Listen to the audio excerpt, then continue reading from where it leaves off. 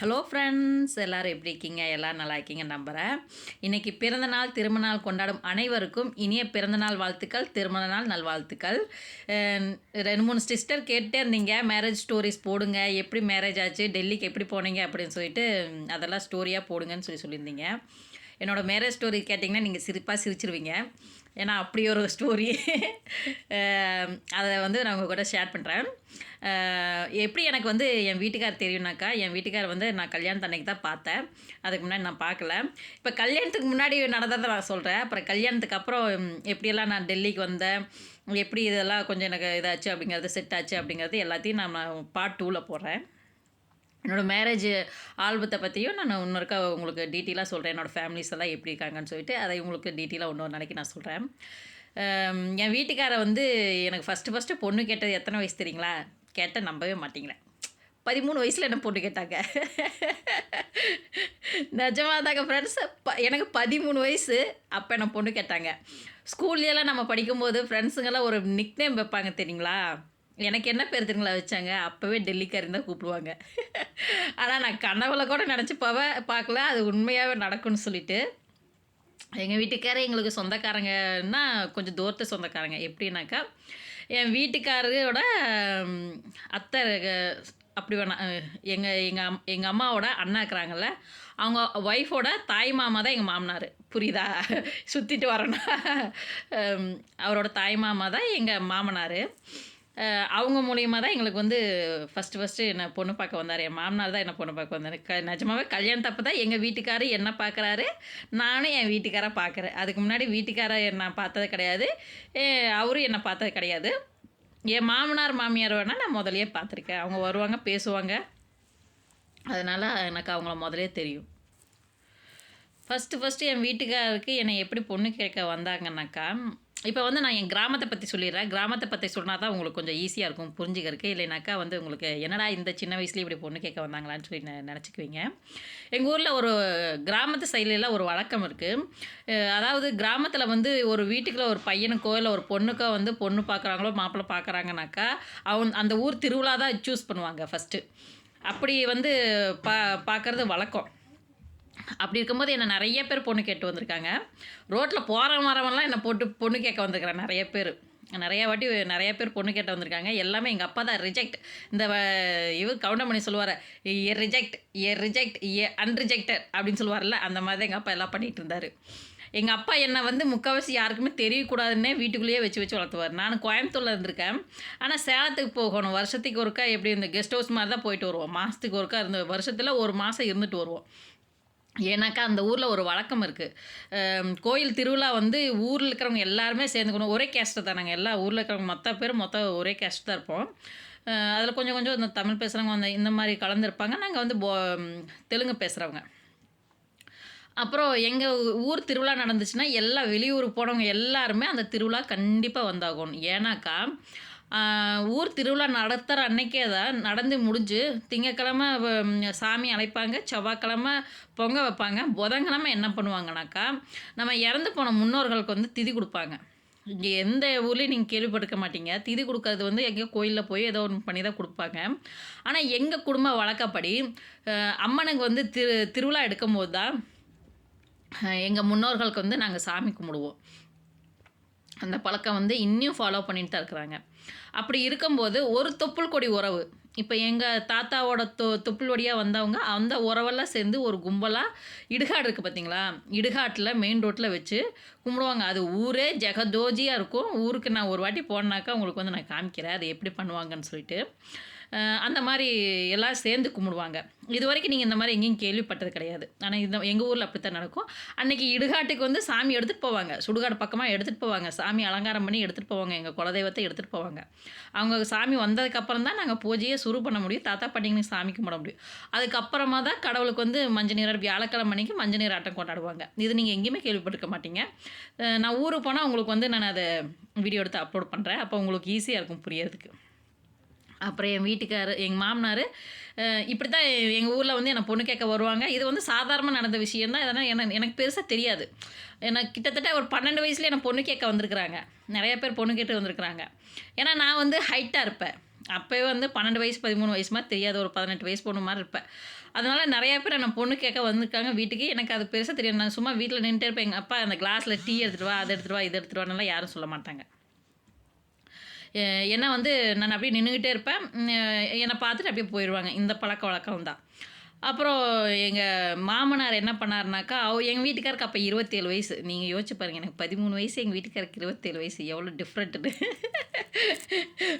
Comment பாக்ஸில் சொல்லுங்கள். எப்படிக்கா உங்களுக்கு இந்த மாதிரி மேரேஜ் ஆயிருந்ததுன்னா கமெண்ட் பாக்ஸில் கண்டிப்பாக சொல்லுங்கள்.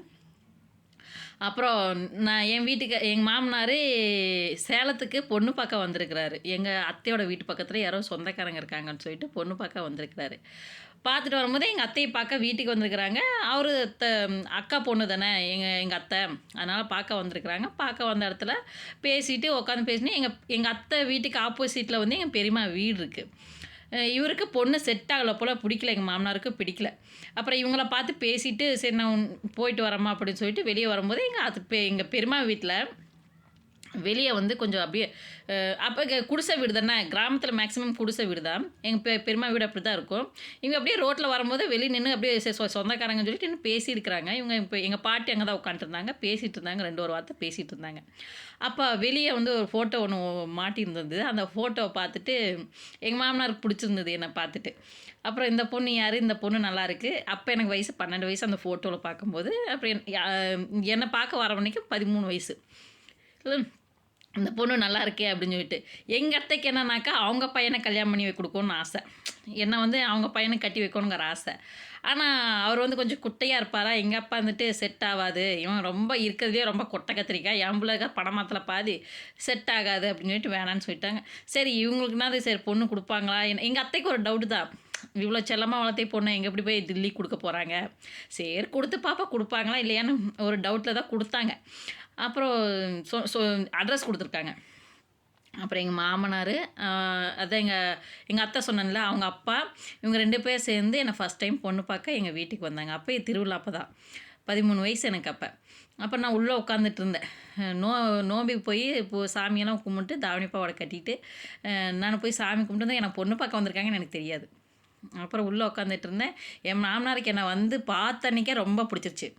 கட்டினா அந்த பிள்ளையை தான் கட்டிட்டு போகணும் அப்படின்னு சொல்லிட்டு வந்து பார்த்துட்டு இது எங்கள் அப்பாட்ட வந்து கேட்டாங்க, இந்த மாதிரி நாங்கள் டெல்லியில் இருக்கிறோம், பொண்ணு கொடுக்குறீங்களான்னு அப்படின்ட்டு. எங்கள் அப்பா வந்துட்டு, ஏப்பா நான் வச்சுருக்கிறது 13 வயசு பொண்ணுப்பா, சின்ன பிள்ளை, இப்போ தான் படிச்சுட்டு இருக்கிறேன். நான் இப்போ என்ன 8th முடிச்சுட்டு 9th போகிற ஸ்டேஜ்.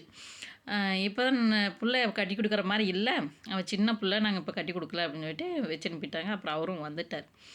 அப்புறம் திரும்ப 9th எக்ஸாம் எழுதுறதுக்கு நான் போயிட்டுக்கிறேன்.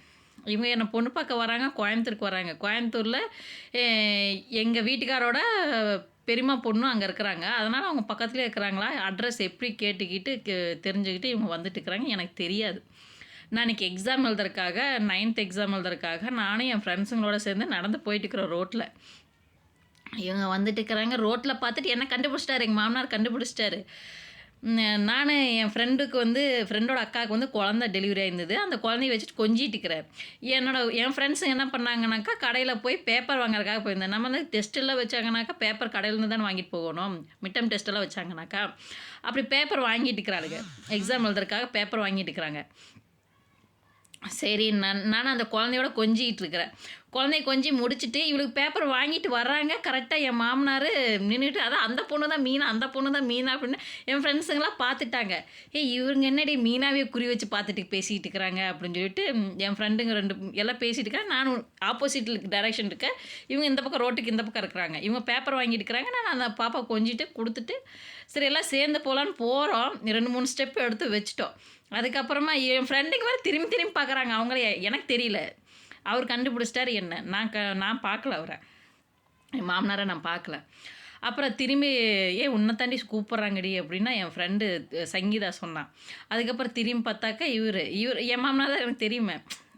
அதாவது ஒரு நாள் பார்க்க வந்திருக்காங்க வீட்டுக்கு யார் தெரிஞ்சவங்க வந்தாலும் நான் பேசுகிறேன் ஈன்னு இழிச்சிக்கிட்டு பேசுவோம். நான் என் மூஞ்சியே அப்படி தாங்க, எப்போ பார்த்தாலும் சிரித்த மூஞ்சியாக தான் இருக்குங்க. அதனாலேயே நிறைய திட்டு வாங்குவேன். என்னென்னே தெரியல, என் மூஞ்சி இப்படியே இருக்குது. அப்புறம் நான் பேசுனேன் ஈன்னு இடிச்சுக்கிட்டு பல்ல காட்டிக்கிட்டு பேசினேன். ஆமாம்மா எப்படி இருக்கீங்க? நல்லா இருக்கீங்களா? வீட்ல எல்லாம் நல்லா இருக்காங்களா? அக்கா நல்லா இருக்காங்களா? அப்படின்னு கேட்டேன். எங்கள் மத்த இருந்துட்டு, எங்கள் மாமியார் இருந்துட்டு, ஏம்மா மாமாகிட்டயே தான் பேசுவியா? எங்ககிட்டயும் கொஞ்சம் பேசுமா அப்படின்னாங்க. அப்புறம் நானும் அவங்ககிட்ட ஒரு 2 வார்த்தை பேசிக்கிட்டு, அப்போ சரி எனக்கு பேப்பர் எக்ஸாம் லேட் ஆயிடுச்சு நாங்கள் போகிறோன்னு சொல்லிவிட்டு நான் கிளம்பிட்டேன். கிளம்பி போகிற வழில என் ஃப்ரெண்டுங்க கேட்டுக்கிட்டே வராங்க. யாரடி அவங்க? என்னடியே இப்படி இருக்காங்க? எந்த ஊருக்காரங்கடி அப்படின்னு. நான் சொன்னேன் அவங்க என்னமோ டெல்லியா மாடி என்ன பொண்ணு கேட்டு வந்திருக்காங்கடின்னு வாயிருக்காப்புல சொல்லிட்டேன். அதுலேருந்து பிடிச்சிட்டாளுங்க. என்ன டெல்லிக்காரி டெல்லிக்கு போகிறாளாண்டி டெல்லிக்கு போகிறாள். அண்ணன் வந்து என்னோட பேர் டெல்லின்னே கூப்பிடுவாங்க. டெல்லிக்காரின்னு தான் சொல்லுவாள். மீனான்னு கூட சொல்ல மாட்டாளுங்க. டெல்லிக்காரி அவள் டெல்லிக்காரி எங்கடி ஏதோ ஒன்று கேட்டால் கூட டெல்லிக்காரி எங்கடின்னு தான் கூப்பிடுவாளுங்க. என்னோட செட்டில் எப்பயுமே நான் அப்படி தான் கூப்பிடுவாளுங்க. அப்புறம் நான் எக்ஸாம் எழுதி முடிச்சுட்டு வர வரைக்கும் வெயிட் பண்ணிகிட்டே இருக்கிறாங்க வீட்டில். வீட்டுக்கு வந்ததுக்கப்புறம் பேசிவிட்டு அப்புறம் இவங்க கிளம்பிட்டாங்க. கிளம்பி போயிட்டாங்க. எங்கள் அப்பாவுக்கு இஷ்டம் இல்லை. இவங்களுக்கு கொடுக்குறக்கு வந்து எங்கள் அப்பாவுக்கு இஷ்டம் இல்லை. அதுவும் இல்லாமல் லாங் தூரம் வேறு, வயசும் வேறு ஜாஸ்தியாக இருந்தது. எங்கள் அப்பாவுக்கு கொஞ்சம் கூட இஷ்டம் இல்லை. அப்புறம் ஒவ்வொரு வருஷமும் வருவாங்க. நான் பொண்ணு பார்க்குற கரெக்டாக வருவாங்க. 10th எக்ஸாம் அப்படியே தான். 10th எக்ஸாமுக்கு நான் போயிட்டேன். இவங்க வீட்டில் வந்து வெயிட் பண்ணிட்டு இருக்கிறாங்க. பொண்ணை பார்க்கணும். வீடு தெரிஞ்சிருச்சு, அட்ரஸ் தெரிஞ்சிச்சு, சொந்த பந்தமாக இப்போ வந்து பேசி முடிச்சிட்டாங்க. அப்புறம் அடிக்கடி வர ஆரம்பிச்சிட்டாங்க. என் மாமனார் தான் ரொம்ப பிடிவாதமாக நின்னார். பின்னிட்டு எனக்கு இந்த பொண்ணு தான் வேணும், எனக்கு மருமகளாக இவ்வளோ தான் வேணும் அப்படின்னு சொல்லிட்டு பிடிவாதமாக நிற்கிறாரு. அப்புறம் சரி 10th வந்து ஒரு வாட்டி பார்க்க வந்துட்டு அப்புறம் பேசிவிட்டு நான் எக்ஸாம் முடிச்சுட்டு எக்ஸாம் முடிக்கல. எக்ஸாம் ஹாலுக்கே வந்துட்டாங்க. ஸ்கூலுக்கே வந்துட்டாங்க இவங்க. ஸ்கூலுக்கு வந்து என்னை கூட்டிகிட்டு திரும்ப வீட்டுக்கு வர்றாங்க. வீட்டுக்கு வந்து எவ்வளோ நேரம் 1 மணி நேரம் 2 மணி நேரம் உட்காந்து பேசிவிட்டு அதுக்கப்புறம் இவங்க நான் போயிட்டு வரமான்னு போயிட்டு கிளம்பி போயிட்டாங்க. அப்புறம் 10th முடிஞ்சது நம்மளுக்கு படிப்பு இல்லையா, நம்ம வேலைக்கு போயிட்டோம்.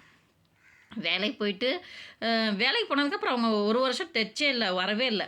நான் நினச்சேன் கல்யாணம். எங்கள் அம்மா அப்பா சொன்னாங்க அவனுக்கு கல்யாணம் ஆயிடுச்சுப்பா, அவனுக்கு பேசுவாங்களே பெரியவங்க பேசுவாங்களா அந்த மாதிரி கேட்டுட்டு இருக்கும்போது டெல்லிக்காரனே கல்யாணம் ஆயிடுச்சு அப்படின்னு சொல்லி பேசிகிட்டு இருந்தாங்க. ஓ சரி கல்யாணம் ஆயிடுச்சு போல் அப்படின்னு சொல்லிட்டு நான் அது பெருசாக எடுத்துக்கவே இல்லை. அப்புறம் இவருக்கு வந்து வேற ஒரு பொண்ணோட ஃபிக்ஸ் ஆயிடுச்சான். இவருக்கு வந்து எந்த பொண்ணை பார்த்தாலும் பிடிக்காதான். எந்த ஒரு பொண்ணை பார்த்தாலும் காமிச்சாலும் பிடிக்கவே பிடிக்காதான். சொல்லுவாராம், ஒன்று பல்லு நீட்டிக்கிட்டு இருக்குதுடி, இல்லைன்னா ஒன்று குண்டாக இருக்குதுடி, இல்லைன்னா ஒன்று குட்டையாக இருக்குது. ஒருவேளை அப்படி பிடிச்சிருந்து ஜாதகம் எடுத்துகிட்டு போனாக்கா ஜாதகம் செட் ஆக மாட்டேங்குது அப்படின்னு சொல்லி எங்கள் வீட்டுக்கார சொல்லுவார். எந்த பொண்ணை பார்த்தாலும் இவருக்கு பிடிக்கலையா. நிறையா பொண்ணுங்க இதனால தான் அவருக்கு ரொம்ப லேட் ஆயிடுச்சு மேரேஜுக்கு. அதுவும் இல்லாமல் துபாயில் இருந்தாரா, அதனால் இவருக்கு வந்து பொண்ணு கிடைக்கிறது ரொம்ப கஷ்டமாகி போச்சு. அப்புறம் இவருக்கு வேற ஒரு பொண்ணை பார்த்து ஃபிக்ஸெல்லாம் ஆயிடுச்சு. அவங்க பருப்பு சாப்பாடும் வீட்டில் வந்து சாப்பிட்டு போயிட்டாங்களாம். அப்புறம் இவரு எனக்கு பிடிக்கல, பொண்ணு பிடிக்கலன்னு கடைசி நேரத்தில் சொல்லி அது ஒரு ரகளையாகி நான் சொன்னேன் கல்யாணம் ஃபிக்ஸ் ஆயிடுச்சு முடிஞ்சிருச்சு அப்படின்னு எங்கள் அம்மா சொல்லிட்டு இருந்தாங்க சொன்னல, அந்த மாதிரி இந்த பேச்சை தான் சொல்லிட்டு இருந்துக்கிறாங்க. எனக்கு தெரியல. அது அப்படியே இவரு துபாய்க்கு போயிட்டார். அப்புறம் 1 வருஷம் ஆகிப்போச்சு. நான் எங்கள் வீட்டில் இது ஒரு பிரச்சனை. எங்கள் வீட்டில் எங்கள் அப்பா என்னங்கிறாரு, எனக்கு 18 வயசு ஆனதுமே கல்யாணம் பண்ணலான்னு பேச்சுவார்த்தை முடிவாகி எனக்கு வேற ஒருத்தனை பார்த்துட்டாங்க. அவர் கொஞ்சம் கருப்பாக இருப்பார். எங்கள் கோயம்புத்தூர்லேயே வேலை பார்க்குறாரு. இது பல்லடம் இருக்குல்ல, பல்லடம் இல்லை, இந்த அவினாசி பக்கம், அது என்ன ஊருன்னு தெரியல. சரி அந்த ஊரில் இருக்கிறாரு. கொஞ்சம் பக்கம்தான், காந்திபுரம் போகிற வழியில். கோயம்புத்தூரில் இருக்கிற ஒரு ரூட்டுங்க ஊர் பேருங்க எல்லாமே மறந்து போச்சு. அதனால் டக்குன்னு எனக்கு வரமாட்டேங்குது. ஒரு வேளை யோசிச்சேனாக்க இன்னொருக்கா சொல்கிறேன். அந்த ஓப்ஸுக்கிட்ட அடுத்த ஸ்டாப்பில் ஒன்று ஸ்டாப் இருக்குல்ல, அந்த என்ன கோயில், அனுமார் கோயில் இருக்குல்ல, பிஎஸ்ஜி ஹாஸ்பிட்டல் இருக்குது, அந்த ஸ்டாப்பில் தான் அவங்க ஊர். அந்த இடத்துலேருந்து அவங்க என்னை பொண்ணு கேட்க வந்தாங்க. அந்த ஃபேமிலி கொஞ்சம் பெருசு, அதுக்கே நான் வேண்டான்னு சொல்லிட்டு. அதுவும் இல்லாமல் எனக்கு மேரேஜ் பண்ணிக்க இஷ்டம் இல்லை. வீட்டில் சரியான ரகலையாயிட்டு எனக்கு கேட்கல. எங்கள் அப்பா என்ன கேட்கல. அவருக்கு தான் கல்யாணம் பண்ணி கொடுக்காதா சொல்லிட்டு வீட்டில் எல்லாம் வாக்கெல்லாம் கொடுத்தாச்சு. பேச்சுவார்த்தையெல்லாம் முடிஞ்சிருச்சு. இந்த விஷயம் எனக்கு தெரியாது. நான் எப்பயும் போல் வேலைக்கு போவேன். ஒரு நாள் பொண்ணு பார்க்க வந்தாங்க. இது சாதாரண நடக்கிற விஷயம் தானே, பொண்ணு பார்க்க தானே வராங்க. அதனால் நம்மளுக்கு இது வந்து பெருசாக தெரியல. ஆனால் எனக்கே தெரியாமல் எங்கள் அப்பா எல்லாம் பேச்சுவார்த்தையெல்லாம் முடிச்சு எல்லாம் ஃபிக்ஸ் ஆயிடுச்சு. இந்த விஷயம் எனக்கு தெரியாது. ரொம்ப நாள் ஒரு 2 நாள் தெரியவே இல்லை. 3ஆம் நாள் தான் தெரிஞ்சுது. இவங்க எல்லாமே பேச்சுவார்த்தையில் முடிஞ்சிருச்சு. மேரேஜ் ஊருக்கு போனாக்கா மேரேஜ் ஆகிறது, அதாவது நோம்பி முடிஞ்சதுக்கப்புறம் மேரேஜ் பண்ணுறதா பேசிட்டு முடிச்சிட்டாங்கன்னா அப்போ தான் எனக்கு தெரிஞ்சுது. நான் வீட்டில் எனக்கு ரகலை, எனக்கு கல்யாணமே வேண்டாம். ஏன்னா என்னோடய சாய்ஸ் என்னன்னு கூட எங்கள் அப்பா எனக்கு கேட்கல. அவர் இஷ்டத்துக்கே பேசிட்டார். அப்புறம் நான் வேண்டான்னு சொல்லி ரகலை பண்ணி எங்கள் அத்தை ஊர்லேருந்து வந்திருந்தாங்க. அவங்கக்கிட்ட சொல்லிட்டு அழுதேன். எனக்கு கல்யாணம் இப்போ வேண்டாம், எனக்கு வேண்டவே வேண்டான்னு சொல்லிட்டு ரொம்ப அழுதுட்டேன். அதை கேட்டுட்டு எங்கள் அத்தை இருந்துட்டு, "என்ன இவ்வளோ செல்லமா வளர்த்து அந்த பிள்ளைக்கு தான் கல்யாணம் வேண்டான்னு இஷ்டம் இல்லைங்கிறாள்ல, சரி விடு கொஞ்ச நாள் கழிச்சு இன்னொரு மாப்பிள்ளை ஏதாவது பார்த்து கல்யாணம் பண்ணிக்கலான்னு" அப்புறம் சொல்லி எங்கள் அப்பாவுக்கு சமாதானம் பண்ணி, அப்பா ரொம்ப கஷ்டப்பட்டாரு. இவ்வளோ தூரம் இவ்வளோ பார்த்து கடைசியில் இந்த மாதிரி ஆயிடுச்சு அப்படின்ட்டு. நான் எங்கள் இந்த விஷயம் என்னன்னாக்கா, ஊருக்குள்ளே இருந்த ஒரு குடும்பத்துக்குள்ளே தான் இது. கிராமத்துலலாம் இந்த மாதிரி விஷயமெல்லாம் சாதாரண விஷயம் கிடையாது. ஊதி ஊதி பெருசு பண்ணிருவாங்க. இது என்னாச்சு, ஊரில் பூரா தீயா பரவிருச்சு. இந்த பொண்ணு கல்யாணம் பண்ணிக்க மாட்டேங்கிறா, கல்யாணம் பண்ணிக்க மாட்டேங்கிறா அப்படின்னு சொல்லிட்டு ஊருக்குள்ள பிரச்சனை ஆகி, ஏன்னாக்கா ஏன்னா நான் வந்து ஒரு பசங்களோட தான் வேலை செஞ்சுக்கிட்டு இருந்தேன். சிஎன்சி கம்பெனியில் உங்களுக்கு தெரியும்னு நினைக்கிறேன். அங்கே மேக்ஸிமம் பசங்க தான் வேலை செய்வாங்க. வீட்டு பக்கத்துலேயே இருந்தாங்காட்டிக்கு நானும் போய் அங்கே வேலை பார்த்தேன். எல்லா வயசு பசங்க தான். இங்கேன்ட்டு இல்லை, டைமண்ட் ஃபேக்ட்ரியில் எல்லா பொண்ணுங்க தான். ஆனால் என்ன பசங்க ரோல தான் தூக்கி போடுவாங்க. அது என்னன்னே தெரில. அதே மாதிரி 9th லீவில் நான் ஒரு மாதம் வேலைக்கு போனேன். அப்பயும் என்னை பசங்க தான் தூக்கி போடுவாங்க. எனக்கு எல்லா வேலை செய்கிற இடம் பூரா பசங்களாகவே தான் இருந்தாங்க. அப்புறம் சிஎன்சி வேலை செய்கிற இடத்துல எல்லா பசங்க தான், அவங்களோட ஃப்ரெண்ட்லியாக தான் இருந்தேன். இது ஒரு விஷயமா பரவிருச்சு ஊரில். அப்புறம் இவந்த பொண்ணு ஏதோ எவனோ இழுத்து தான் போகும் அப்படின்னு சொல்லிட்டு ஊருக்குள்ளே ஒரு பக்கம் கிளம்பிடுச்சு.